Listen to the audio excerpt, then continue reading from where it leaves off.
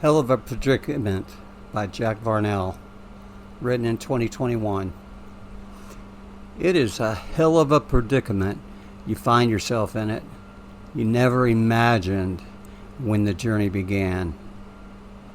Before unthinkable, when actually on a journey and giving a shit. An epiphany, you're on a mission, seeking one thing only, to find yourself. You may not be complacent. You may be complacent. You may be apathetic and accustomed to this idea. Life changes and situations change. People change. You imagine that does not apply to you. You can't be in the flux. You just started looking for yourself. You know who you are on the inside.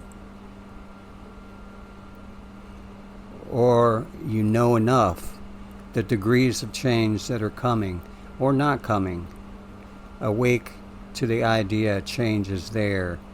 Awake to understanding. It's okay. Could be.